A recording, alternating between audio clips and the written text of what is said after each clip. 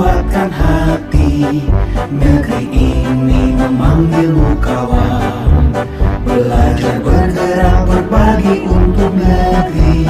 Guru penggerak majukan pendidikan. Guru penggerak menghamba para murid. Kreatif rancang pembelajaran. Hargai potensi, tingkatkan prestasi. Lahirkan profil pelajar Pancasila. Belajar bergerak berbagi untuk negeri. Kita menjalin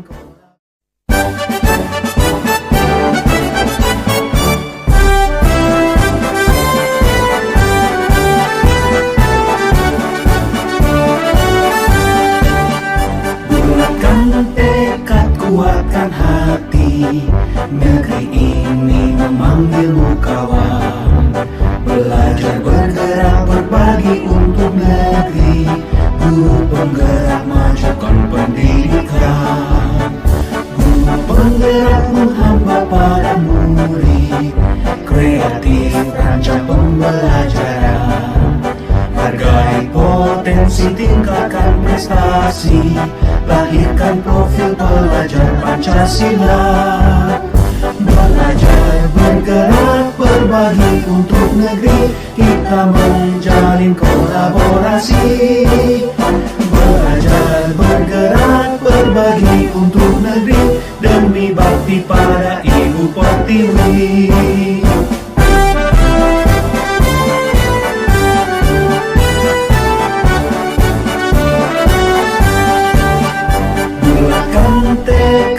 Kuatkan hati.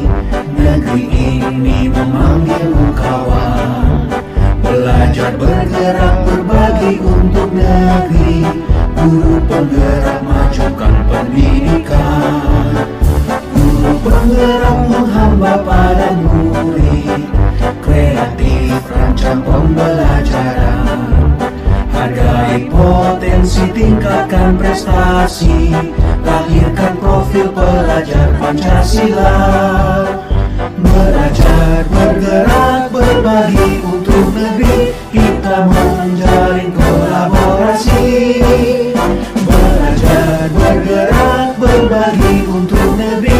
Demi bakti pada Ibu Pertiwi. Belajar bergerak berbagi untuk negeri. Kita menjalin kolaborasi. Belajar bergerak berbagi untuk negeri. Demi bakti pada Ibu Pertiwi.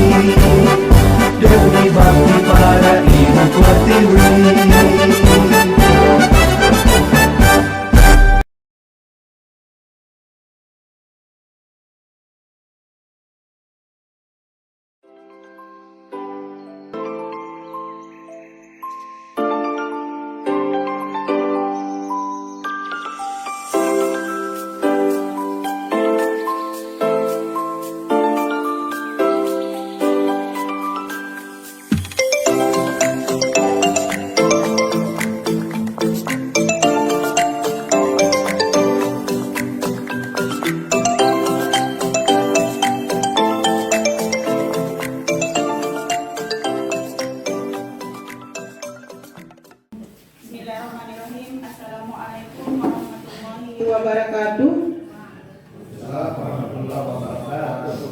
Alhamdulillahirrabbilalamin. Wabihi nasta'in wa ala umuri dunia waddin.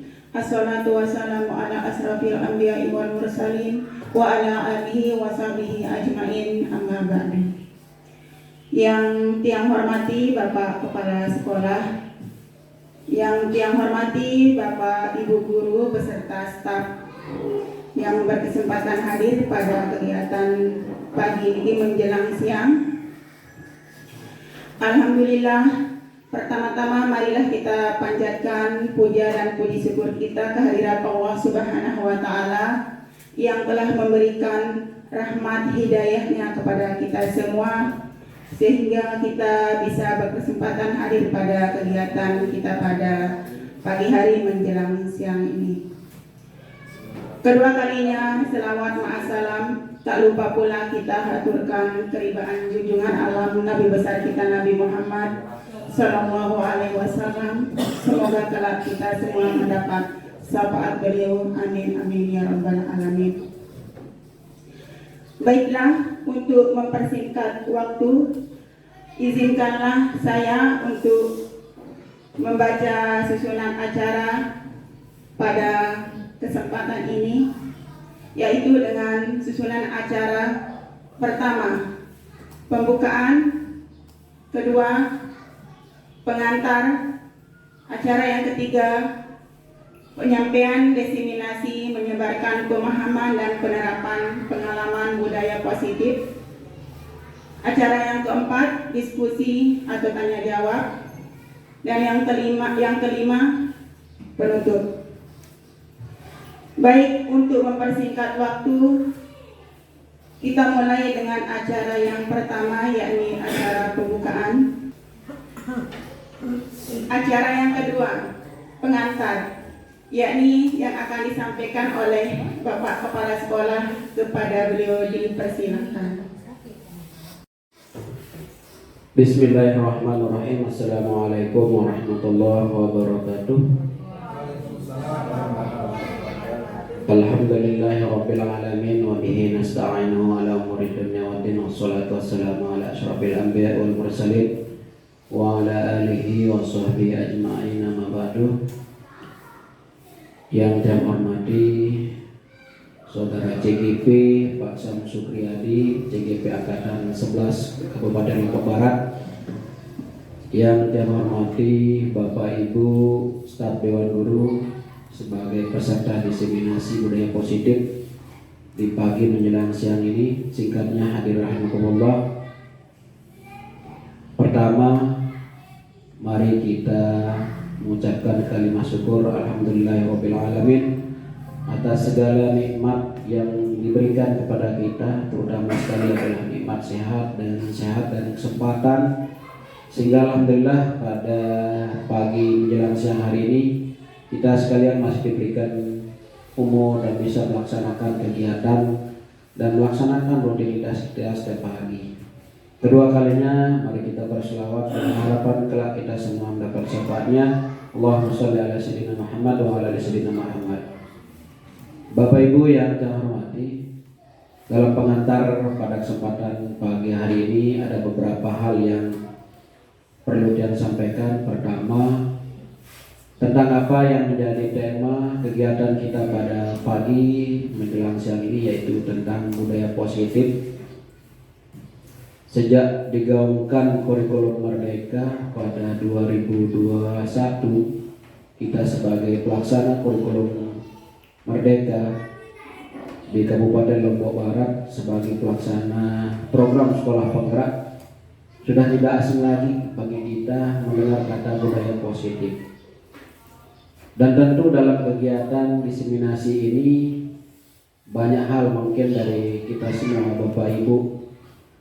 Dalam kegiatan berdiskusi nanti kita memperdalam ya, dari yang baru mengenal atau mendengar, bahkan yang sudah bisa, paling tidak di saat inilah nanti ajang kita saling melengkapi.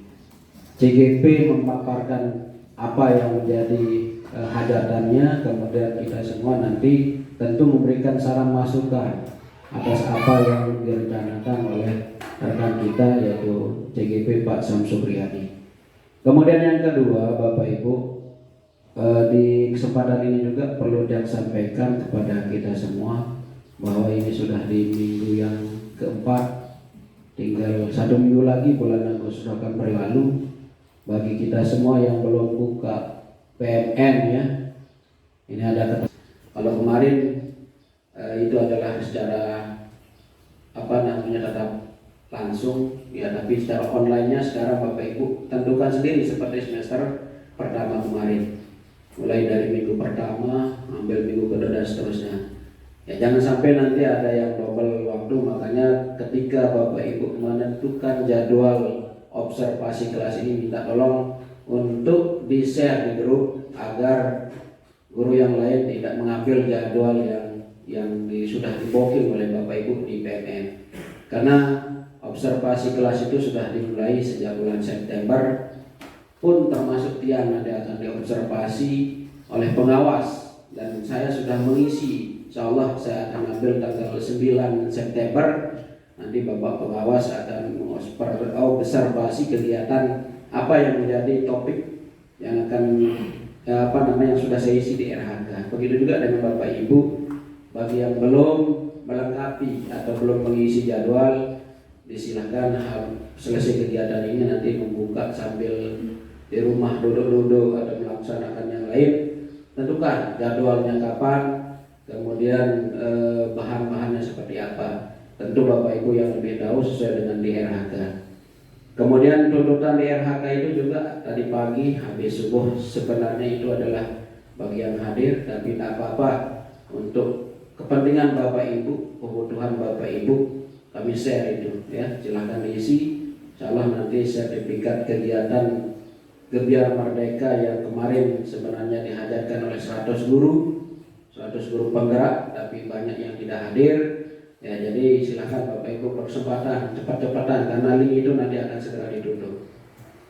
Kemudian yang terakhir, dari kesempatan yang baik ini juga yang sampaikan kepada kita semua ke depan, di mana pada kunjungan lapangan besok ini seperti ini Bapak Ibu, cuman dia yang handle pasien kita.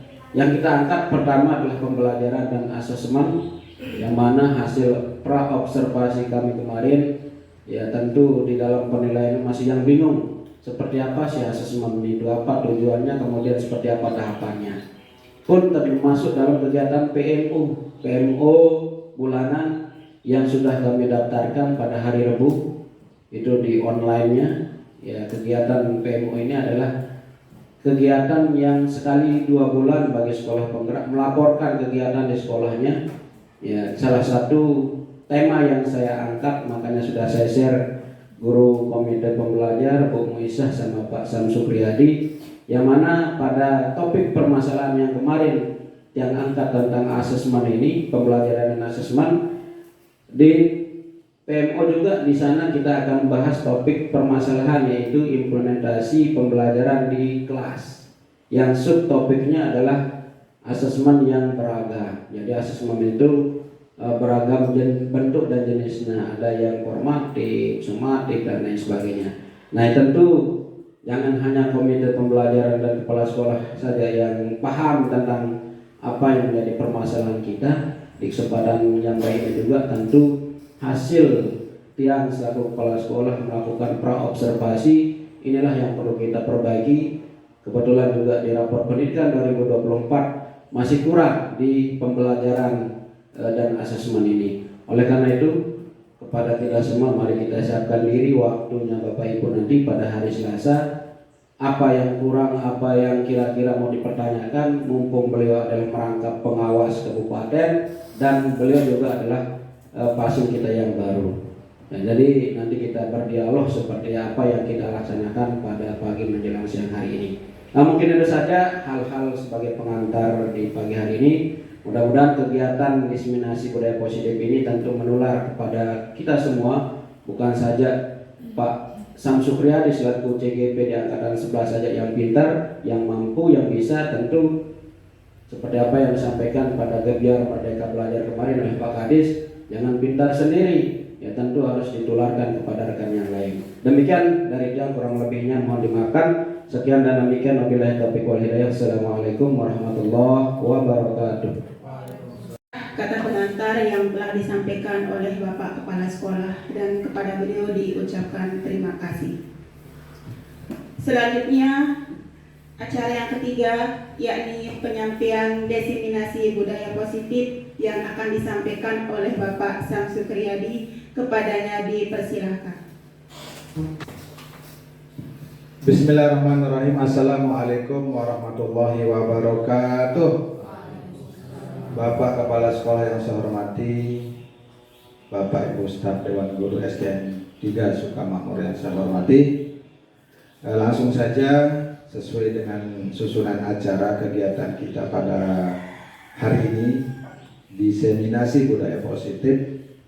Saya akan menyampaikan budaya positif Diseminasi ini merupakan penyampaian informasi seperti tadi kata Pak Kepala Sekolah, pengimbasan apa yang sudah saya terima, apa yang sudah saya dapatkan di pendidikan sebelumnya di Angkatan 11 JGP ini Bapak Ibu.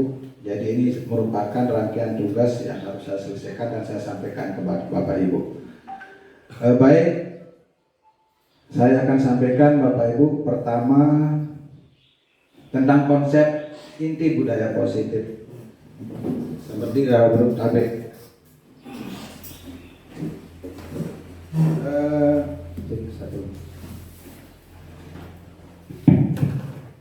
Baik Bapak Ibu, ini adalah konsep inti dari budaya positif. Nanti kita akan perjelas apa sih budaya positif. Pertama, perubahan paradigma belajar. Itu yang terpenting karena kurikulum merdeka kita tahu yang paling inti adalah bagaimana perubahan paradigma lama yang kita pakai, yang kita gunakan, kita ubah dengan paradigma baru tentang penerapan kurikulum merdeka ini. Kemudian disiplin positif, teori motivasi perilaku manusia, kemudian ada keyakinan kelas, hukuman dan penghargaan, kebutuhan dasar manusia, posisi kontrol guru, dan segitiga restitusi. Bapak Ibu yang saya hormati, ini dia Bapak Ibu. Pembelajaran dengan paradigma baru dirancang berdasarkan prinsip pembelajaran berdiferensiasi, sehingga setiap siswa belajar sesuai dengan kebutuhan dan tahap perkembangannya. Jadi saya kembali ke budaya positif. Bagaimana budaya positif ini kita implementasikan di sekolah kita? Karena pada dasarnya budaya positif ini kembali tentang filosofi pembelajaran, filosofi Ki Hajar Dewantara tentang kurikulum merdeka. Jadi kembali, budaya positif ini adalah muaranya agar kita mengetahui karakteristik anak-anak sehingga berdiferensiasi itu bisa kita optimalkan Bapak Ibu. Kita lanjut. Baik, ini perubahan paradigma. Ini sebenarnya salah satu permainan bisa kita pakai ya. Pertama, bisa Pak Jo mungkin ke depan sama Pak Oji boleh. Kita coba ini paradigma perubahan paradigma baru. Pak Oji boleh sama Pak Azwar. Tangan. Di sini ada perintahnya, sobelas dari kertas kecil. Tuliskan benda atau sesuatu yang sangat berharga untuk Anda. Kira-kira kertas itu kita kepal, kemudian kita tulis misalkan barang yang berharga, paling berharga untuk kita itu apa kira-kira?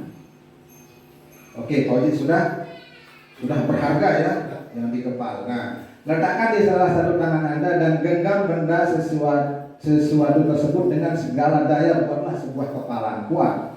Nah kemudian si B sekarang akan mencoba dengan sekuat tenaga untuk membuka kepala tangan Pak Oji. Akan mencoba dengan sekuat tenaga dengan berbagai cara untuk memberikan benda tersebut. B bisa membujuk, mengancam, menghardik, merayu, menyuap, apa saja agar dapat membuka kepala tangan Anda. Karena itu kan barang berharga buat Pak Oji. Siap. Paham? Coba buka, bau sih buka. Coba. Posisi kepala. Wajib. Apa sih ya? Coba tampil lah. Pegang coba. Pegang main. Kepala. Enggak usah, ini berharga sekali. Lalu perang privasi lalu sih. Tadi itu pergen. Oh iya ya. Berhasil enggak Pak Azwar membuka tangan Pak? Sudah kan privasi udah kan. Iya. Betul. Dibuka ternyata. Sudah berhasil dibuka, silakan duduk. Terima kasih Pak Oji, Pak Azwar. Apa yang terjadi? Nanti kita akan bahas di slide berikutnya. Miskonsepsi tentang teori kontrol. Ilusi kontrol, ilusi guru mengontrol murid. Selama ini kan kita mengontrol murid.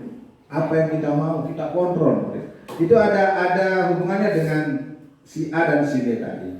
Kemudian ilusi bahwa semua penguatan positif, efektif dan bermanfaat. Yang ketiga, ilusi bahwa kritik dan membuat rasa bersalah mampu menguatkan karakter. Kemudian ilusi bahwa seorang orang dewasa berhak memaksa.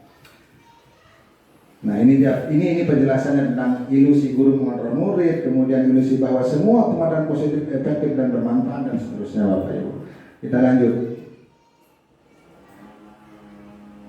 Bagaimana seseorang bisa berubah dari paradigma stimulus respon kepada pendekatan teori kontrol ini? Kalau dulu itu disebut dengan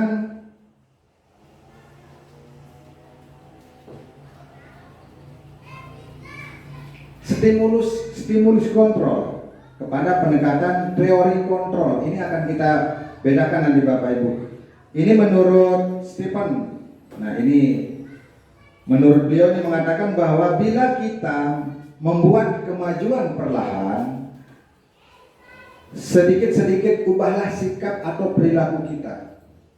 Namun bila kita ingin memperbaiki cara-cara utama kita, maka kita perlu mengubah kerangka acuan kita. Ini adalah pendapat dari Stephen R. Covey. Kita lanjut.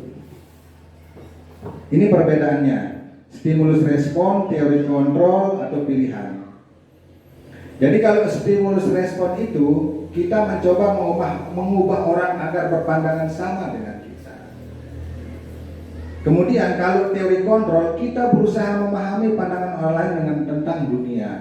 Jadi maksudnya Bapak Ibu, stimulus respon itu kita mengatakan harus sama.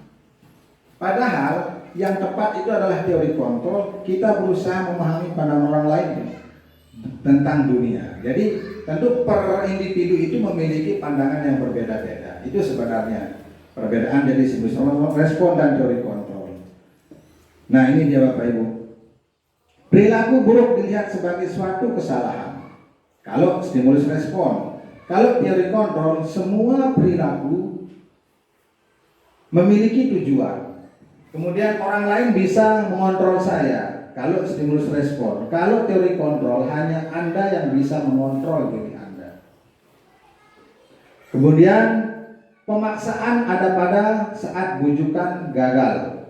Kita membujuk seperti tadi, kalau gagal pasti arahnya memaksa nanti. Kemudian kalau teori kontrol, kolaborasi dan konsensus menciptakan pilihan-pilihan baru. Pesan itu adalah nilai-nilai yang baik, yang positif yang kita sepakati. Semua suku, agama, baik itu agama apapun, suku, bangsa apapun, nilai-nilai kebajikan itu semua kita sepakat sama, bagus, baik, positif. Seperti bertanggung jawab, saling menghormati, itu tidak ada yang mengatakan itu tidak baik. Semua baik, menghormati, disiplin, tanggung jawab, menyayangi dan seterusnya. Dan memiliki motivasi intrinsik. Intrinsik ini maksudnya dari dalam diri, bukan ekstrinsik. Kalau ekstrinsik itu dari luar. Kalau intrinsik itu mulai dari diri. Baik, kita lanjut.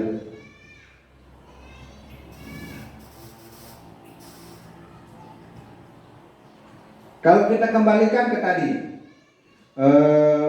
si A dan si B. Ketika Pak Oji menggenggam sebuah benda yang berharga baginya, tentu yang bisa mengontrol itu ya dirinya sendiri Pak Oji, tidak bisa dikontrol orang lain. Begitu Pak Azwar atau si B tadi memaksa dengan bujukan, merayuan, tetapi Pak Oji bertahan, tetapi ternyata dikasih juga, tetapi masih bisa dikontrol oleh orang lain. Sebenarnya disiplin positif itu adalah, sejatinya itu adalah kita bisa mengontrol diri sendiri. Kita tidak bisa akan membuka segampang itu Bapak Ibu, karena hanya kita yang bisa mengontrol. Gempalan tadi, gempalan tangan yang dilakukan oleh Pak Oji dengan menyimpan benda yang berharga di dalamnya.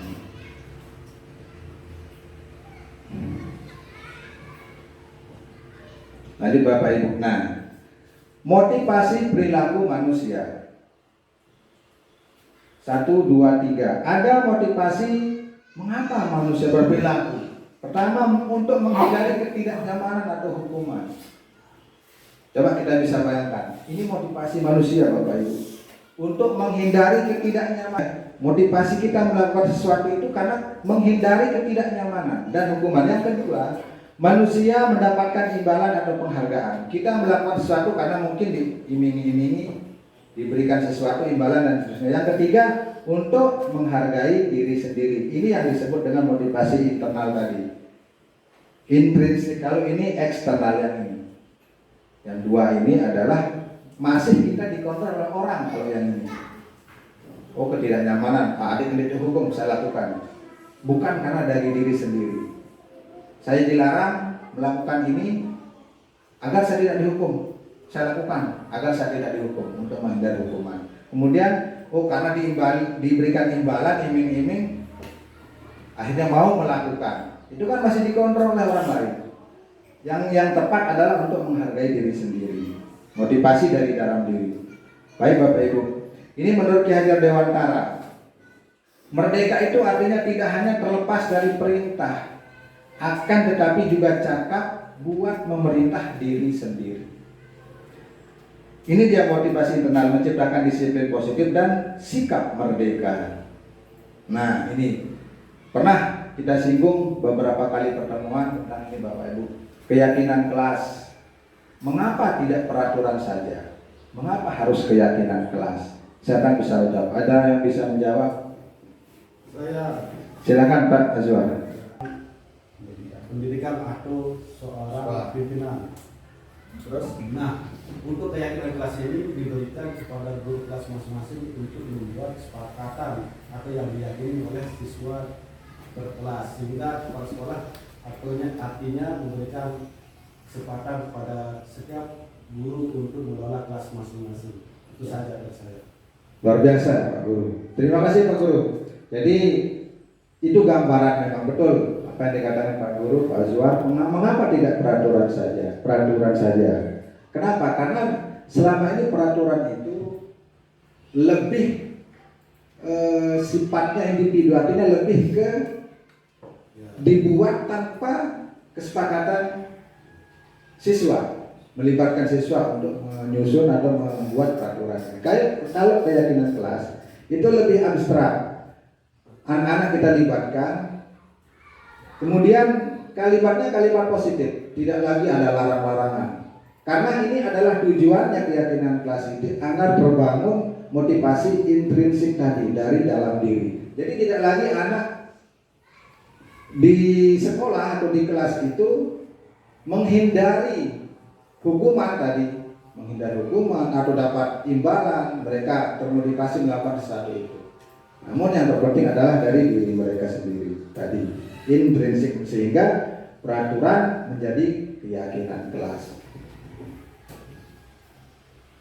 Nah ini ada, perhatikan pertanyaan berikut. Mengapa kita memiliki peraturan 3M? Menggunakan masker, mencuci tangan, menjaga jarak, dan ini saat COVID ini ceritanya baru. Mengapa kita memiliki peraturan harus menggunakan helm bila mengendari kendaraan bermotor? Mengapa kita memiliki peraturan harus datang tepat waktu pada saat mengikuti pelatihan? Kira-kira bisa dijawab? Mengapa kita memiliki peraturan 3M? Menggunakan masker, mencuci tangan, dan menjaga jarak pada saat pandemi. Apa karena kita takut dengan hukuman? Silakan Bu. Karena kita tetap sehat, Kita tetap sehat. Ya. Yang lain, betul? Yang lain? Yang kedua Pak Ju, wajib. Mengapa kita memiliki peraturan harus menggunakan helm bila? Untuk menjaga keamanan, keselamatan. Untuk menjaga Keselamatan. keamanan, keselamatan, bukan karena takut polisi ya. Keselamatan. Ya. Ada ceritanya kan orang ditangkap. Kenapa dapat helm? Saya lihat Bapak tadi, saya kira ada polisi. Keyakinan kelas. Misalkan yang ini, datang tepat waktu mengucapkan salam. Keyakinan atau kesepakatan ini? Kesepakatan mana yang keyakinan kira-kira dari ini Bapak Ibu? Datang tepat waktu mengucapkan salam, menjaga kebersihan sekolah, kemudian berdoa sebelum dan sesudah kegiatan, aktif dalam pembelajaran, ada tertib. Kami guru dan murid yang saling menyayangi. Ini contoh keyakinan. Kami murid yang semangat belajar. Kami murid yang peduli dengan teman-teman. Ini keyakinan Bapak Ibu. Ini aktif dalam pembelajaran, keyakinan apa peraturan? Ini peraturan yang bisa dilihat. Jadi keyakinan itu lebih ke nilai kebajikan, yang artinya akan mempengaruhi intrinsik dari individu siswa, bukan pengaruh orang lain.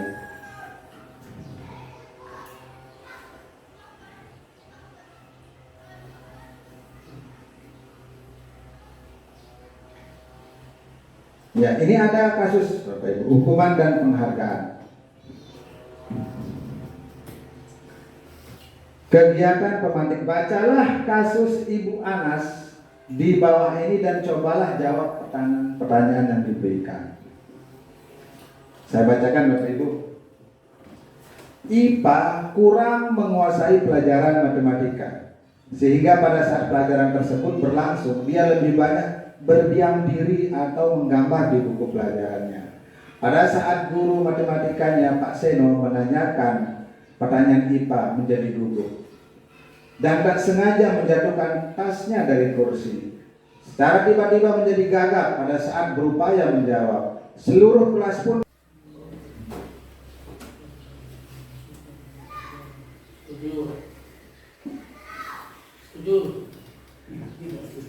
setuju apa tidak? Tidak setuju. Mengapa? Mengapa? Karena kita sebagai guru itu tidak boleh melakukan membiarkan anak murid kita itu mentalnya itu jatuh. Posisinya kita di sana itu adalah membimbing dan membantu mereka supaya punya mental juga di sini. Karena terlihat di sini kan anak-anak menertawakannya. Malah guru itu juga lagi menyuruhnya maju, kemudian menuju hidungnya, kan anak jadi jatuh mentalnya. Ya. Oke, yang kedua, menurut Anda tindakan Pak Seno terhadap IPA adalah sebuah hukuman atau konsekuensi? Hukuman atau konsekuensi? Hukuman. Sepakat hukuman, Bapak Ibu? Hukuman. Kan ini IPA ini disuruh maju karena tidak bisa menjawab. Kemudian disuruh pegang hidung, ditertawakan. Apakah hukuman atau konsekuensi? Nanti kita bedakan apa hukuman, apa konsekuensi. Hukuman ya. Mengapa? Suruh maju ya. Ya. Baik, kita lanjut. Berdasarkan kasus di atas, maka kita bisa menyimpulkan bahwa hukuman bersifat tidak terencana atau tiba-tiba itu biasanya hukuman Bapak Ibu. Ketika anak melanggar secara spontan kan, awas, maju kamu. Kadang-kadang pecut, kadang-kadang hukuman jewer. Itu spontan biasa hukuman seperti itu. Kemudian secara tiba-tiba anak atau murid tidak tahu apa yang akan terjadi dan tidak dilibatkan. Hukuman bersifat satu arah dari pihak guru yang memberikan, dan murid hanya menerima suatu hukuman tanpa melalui suatu kesepakatan atau pengarahan dari pihak guru, baik sebelum atau sesudahnya. Hukuman yang diberikan bisa berupa fisik maupun psikis. Murid anak disakiti oleh suatu perbuatan atau kata-kata, ini verbal dan fisik. Itu biasanya kan kita ngancam kadang-kadang anak-anak ketika ada sesuatu atau melanggar, sudah secara spontan guru kadang-kadang fisik atau verbal dengan kata-kata. Sementara disiplin dalam bentuk konsekuensi adalah terencana atau sudah disepakati. Kalau konsekuensi itu Bapak Ibu dia relevan dengan pelanggaran. Itu kalau konsekuensi. Kalau hukuman misalnya begini, anak yang tidak piket misalnya dihukum, misalnya nih nyapu. Ada satu anak yang tidak menyapu, disuruh berdiri di tiang bendera. Ini hukuman atau konsekuensi? Hukuman. Hukuman Bapak Ibu. Misalkan Pak Oji guru olahraga, ada siswanya sedang mengajar guru olahraga, ada anak-anak yang datang terlambat. Kemudian anak itu disuruh lari muter lapangan. Apakah itu konsekuensi atau hukuman? Kalau dia relevan dengan guru olahraga, itu kan olahraga anak-anak. Misalkan ini mau main bola atau main voli, ada anak yang terlambat disuruh lari dulu. Hubungannya dengan pelanggaran, itu hukuman. Ini yang sekarang akan kita secara perlahan akan kita coba hilangkan hukuman itu Bapak Ibu. Karena tidak terlepas dengan apa yang anak-anak itu langgar, peraturan yang dilanggar. Baik, kita lanjut. Ini contoh Bapak Ibu.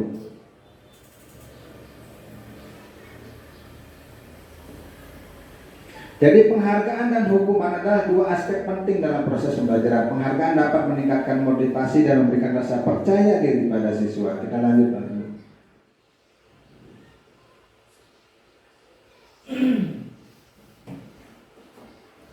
Sekarang kita masuk ke kebutuhan dasar manusia.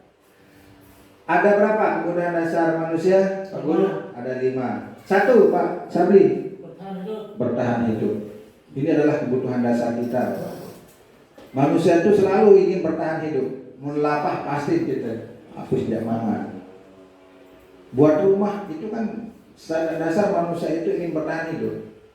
Tidak bisa dia tidur di sembarang tempat di luar yang dingin, cuacanya tidak menentu, bisa mengancam keselamatannya, sehingga manusia cenderung membuat rumah bertahan hidup dengan bagaimana memenuhi kebutuhan makannya, sandang pangannya itu. Kemudian yang kedua, kasih sayang.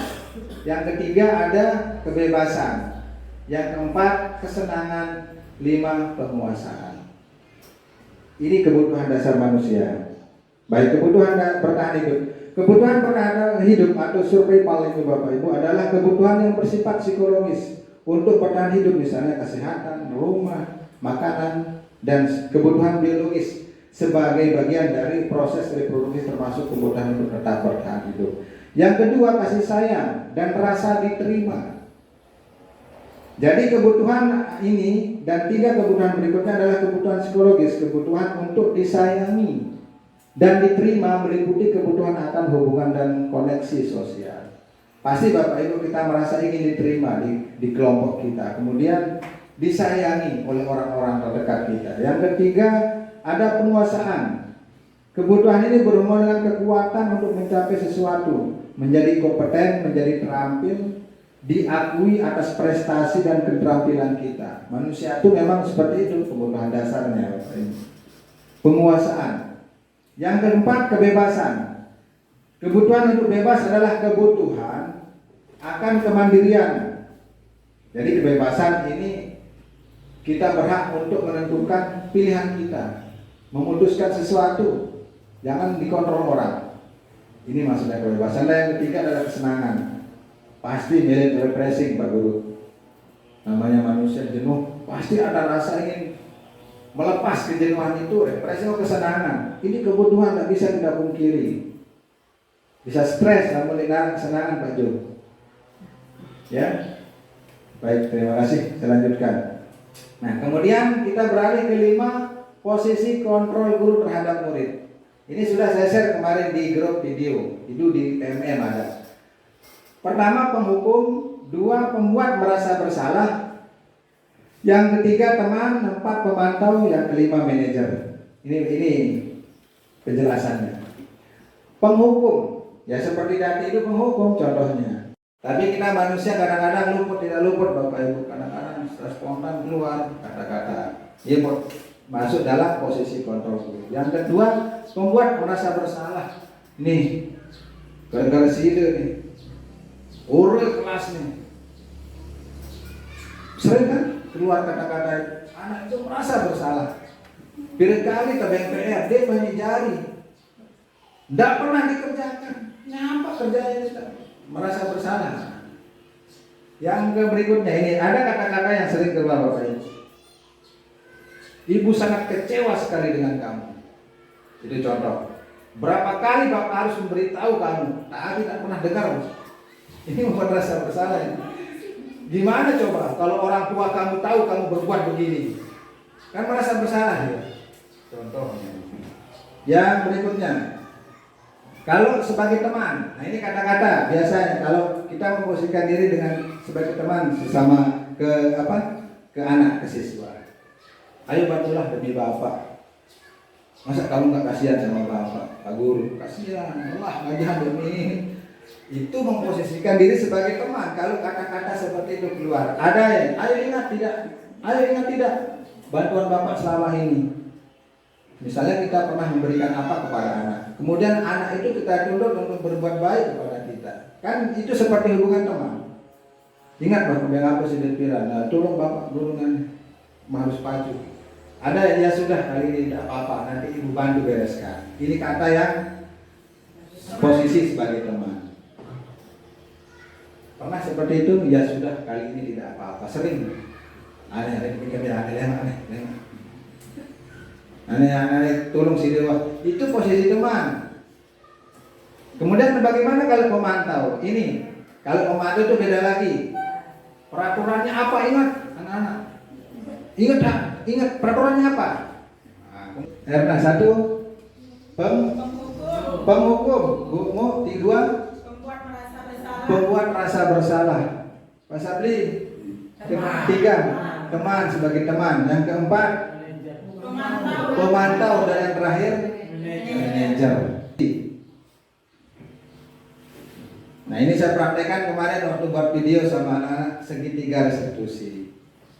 Yang pertama, menstabilkan identitas. Inilah yang dikaitkan dengan posisi kontrol tadi.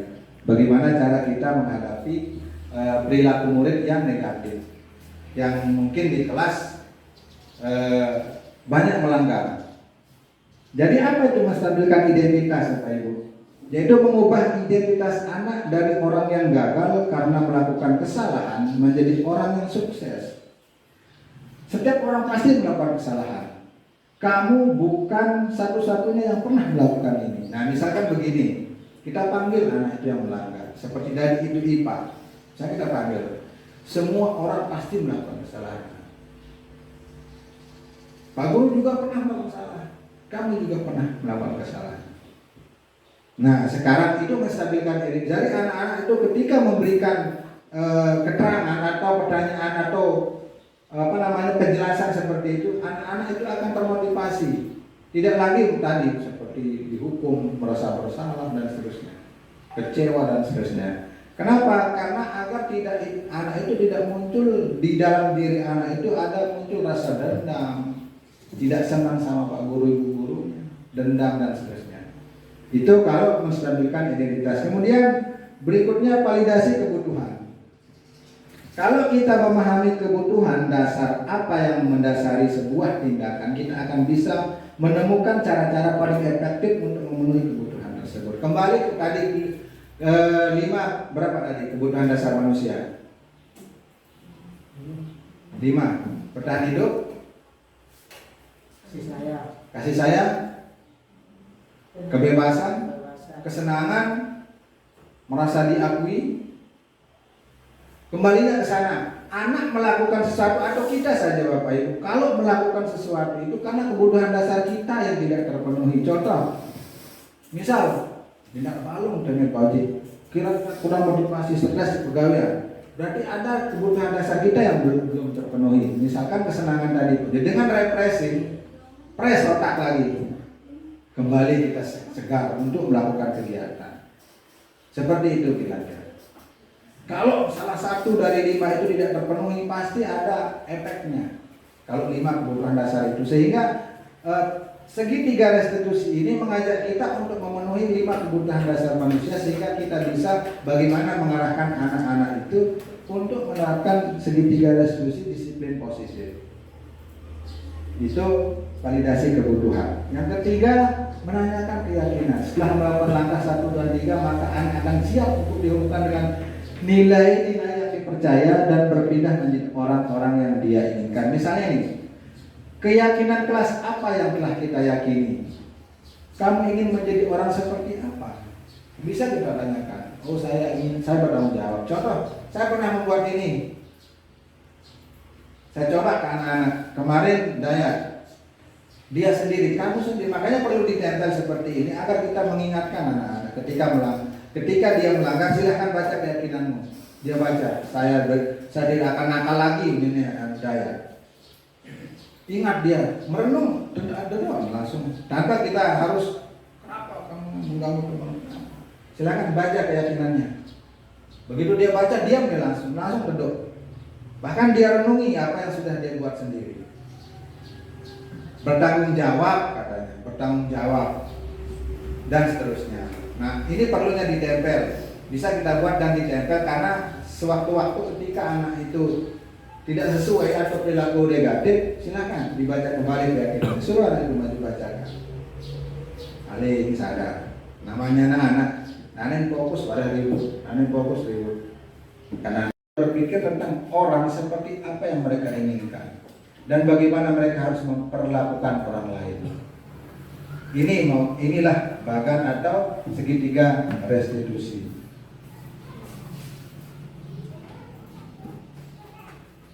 Jadi ini ciri-cirinya. Restitusi ini bukan untuk menebus kesalahan, namun untuk belajar dari kesalahan. Restitusi memperbaiki hubungan. Jadi dengan restitusi tidak ada rasa anak itu ke guru dendam. Oh Pak, kebani Pak Guru, psikomas. Makanya saya mulai terketuk ketika anak-anak saya jelaskan, Pak Guru bukan untuk ditakuti, tapi silakan anak-anak melakukan sesuatu itu berdasarkan dari diri hati anak-anak. Jadi Pak Guru datang kemudian pelai lari, takut, bukan seperti itu. Jadi restitusi adalah tawaran, bukan paksaan. Restitusi menuntun untuk melihat ke dalam diri. Itu adalah dasar bagaimana restitusi ini bisa membentuk budaya positif anak-anak. Ini contoh bagaimana kita melaksanakan menstabilkan identitas yang tadi yang 3 itu. Yang pertama, berbuat salah itu tidak apa-apa. Misalnya anak-anaknya kita panggil, kemudian tidak ada manusia yang sempurna. Saya juga pernah melakukan kesalahan seperti itu. Kita bisa menyelesaikan ini. Ini kata-kata yang bisa kita sampaikan ke anak-anak ketika anak-anak itu melanggar. Dengan seperti ini, kita bisa bayangkan hubungan emosional itu akan menyatu Bapak Ibu, lebih dekat.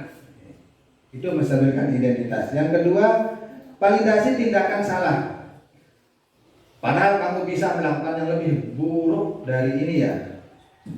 Kemudian kamu pasti punya alasan mengapa melakukan itu. Tanyakan dia kenapa dia melakukan itu. Kemudian kamu patut bangga pada dirimu sendiri karena kamu telah melindungi sesuatu yang penting buatmu. Kemudian yang terakhir, kamu boleh mempertahankan sikap itu, tapi kamu harus menambahkan sikap yang baru. Ini kata-kata yang bisa kita gunakan dalam tahap validasi tindakan yang salah. Jadi anak-anak itu akan termotivasi, oh salah, saya harus perbaiki diri sendiri. Yang terakhir adalah menanyakan keyakinan. Ini beberapa pertanyaan yang bisa kita ajukan. Apa yang kita percaya sebagai kelas atau keluarga? Apa nilai-nilai umum yang kita telah sepakati? Apa bayangan kita tentang kelas yang ideal? Kamu mau menjadi orang seperti apa sih kira-kira? Ini adalah beberapa pertanyaan yang bisa kita ajukan. Oke, Bapak Ibu, penutup, mari belajar bersama, berkolaborasi, saling mendukung demi mewujudkan disiplin positif di sekolah kita sehingga dapat menciptakan karakter profil pelajar Pancasila. Baik Bapak Ibu, jadi ini adalah rangkaian budaya positif yang insya Allah kedepannya dengan diseminasi ini saya menyampaikan pengimbasan kepada Bapak Ibu sehingga secara bertahap, tahapan-tahapan kita lalui, kita belajar untuk menanamkan atau mengimplementasikan, mengaplikasikan budaya positif tentu harus berkolaborasi. Baik Bapak Ibu, mungkin sebelum saya tutup, saya ingin memutar video yang kemarin sekali Bapak Ibu. Ini sebelum kita tutup. Ini modul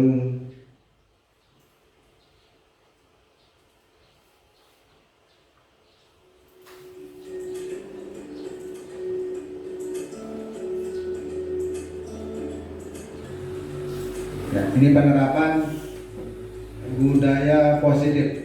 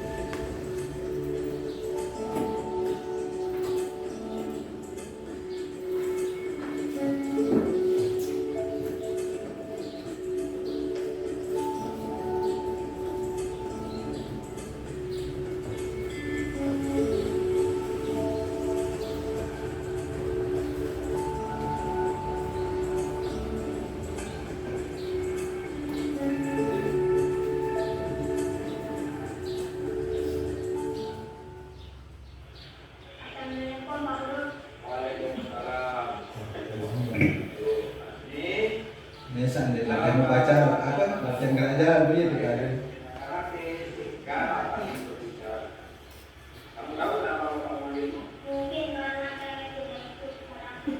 Betul sekali. Tapi sebelum kita membahas lebih jauh, Bapak ingin mengingatkan bahwa kamu sangat bermanfaat. Bapak selalu lihat semangat dedikasimu, dan Bapak tahu kamu potensi besar. Namun kemarin Ini validasi tindakan yang salah. karena tidak memberikan keterangan waktu kepada karena menurutmu apa yang kurang tepat dari tindakan?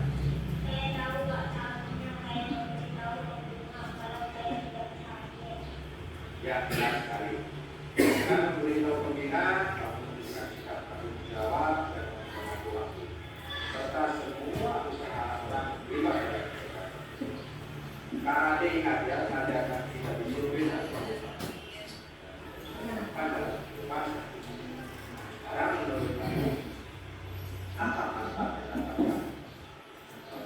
dapatkan dari usaha?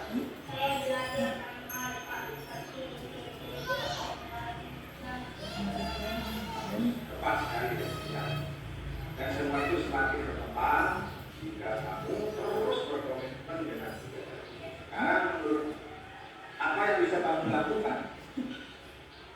Dan kali jika ada halangan, ikut.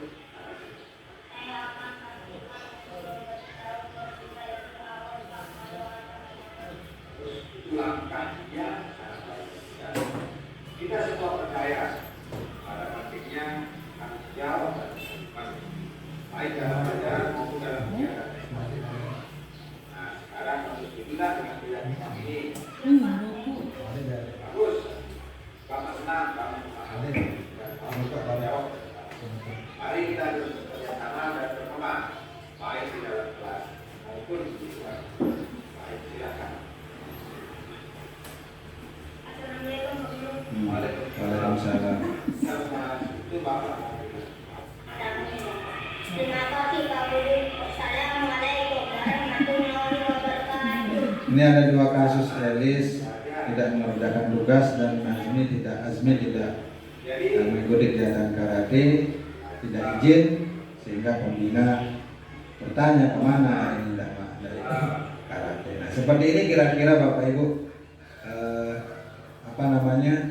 segitiga restitusi tadi. Yang pertama menstabilkan identitas, yang kedua validasi tindakan salah, dan yang terakhir adalah menanyakan keyakinan. Silakan ada yang bertanya?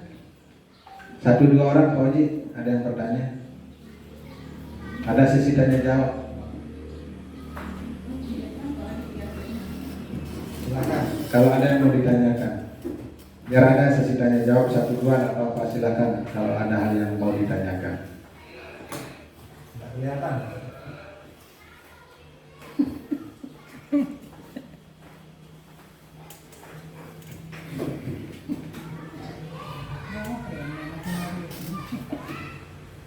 Mungkin sedikit. Ya, silakan. Di sini yang ingin saya tanyakan terkait tentang penerapan budaya positif. Bagaimana bentuk yang dapat dilakukan oleh sekolah untuk melibatkan orang tua dalam penerapan budaya positif itu, Pak? Mungkin itu. Jadi, terima kasih. Ada lagi yang lain? Pak Azwan.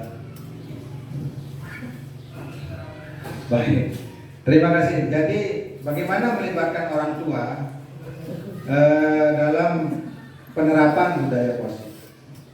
Jadi sekolah dalam hal ini, karena ini kan budaya positif merupakan hal yang sangat baik dalam bagaimana mengetahui karakter prestasi. Jadi orang tua bisa kita undang, misal secara berkala orang tua kita libatkan dalam kegiatan diskusi, bahkan mengadakan workshop boleh yang khusus membahas tentang budaya positif ini, sehingga pemahaman sekolah dengan orang tua itu sama.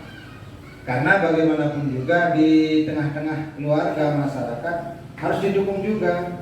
Jadi tidak hanya di sekolah, karena kalau di sekolah saja begitu anak kembali ke rumah, ke keluarga, pemahaman diri kita tidak sama, akan tidak maksimal penerapan budaya positif. Jadi bagaimana melibatkan, tentu kita undang mungkin dalam jangka sekian bulan sekali, waktu-waktu tertentu untuk mensosialisasikan budaya positif ini. Silakan pertanyaan yang berikutnya, ada yang bertanya lagi, Bu? Pak Sabli, satu saja, silakan.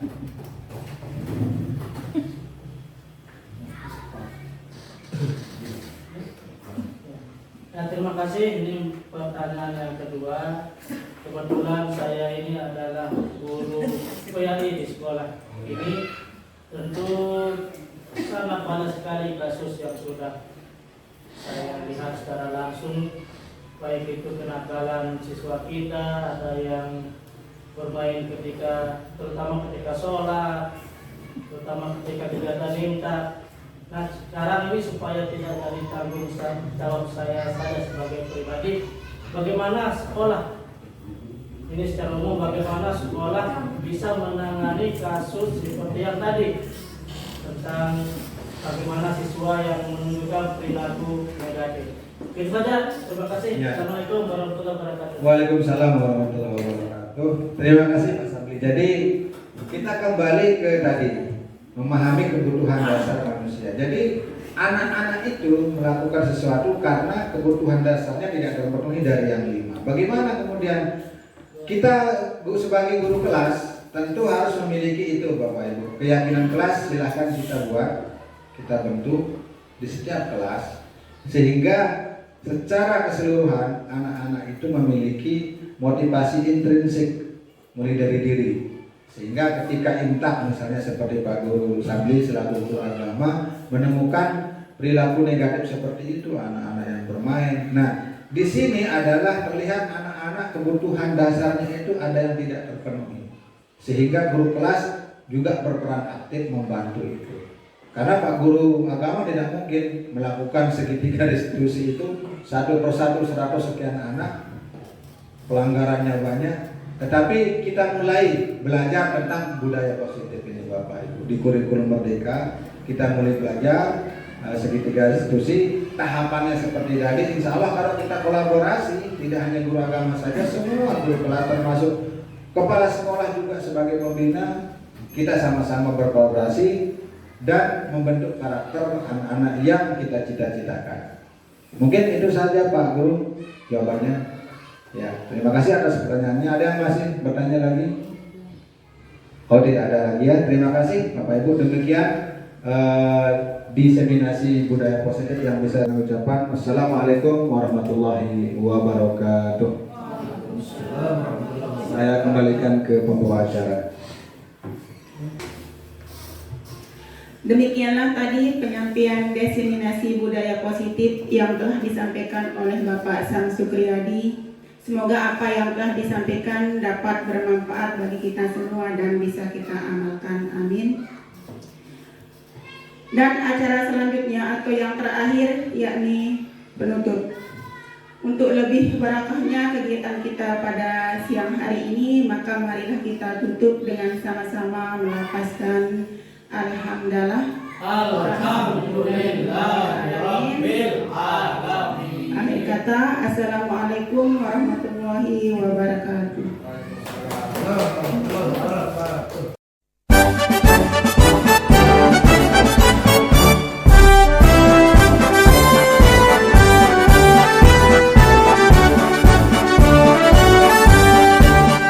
Bulatkan tekad, kuatkan hati, negeri ini memanggilmu kawan. Belajar bergerak berbagi untuk negeri, guru penggerak majukan pendidikan.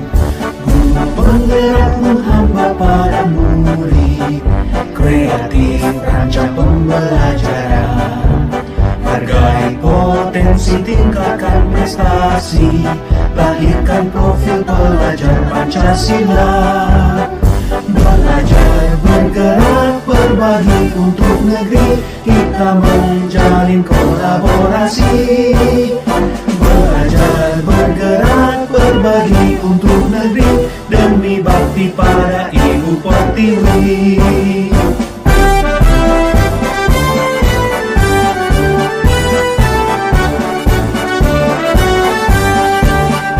Bulatkan tekad, kuatkan hati, negeri ini memanggilmu kawan. Belajar bergerak berbagi untuk negeri, guru penggerak majukan pendidikan. Guru penggerak menghamba pada murid, kreatif rancang pembelajaran. Hargai potensi, tingkatkan prestasi, lahirkan profil pelajar Pancasila.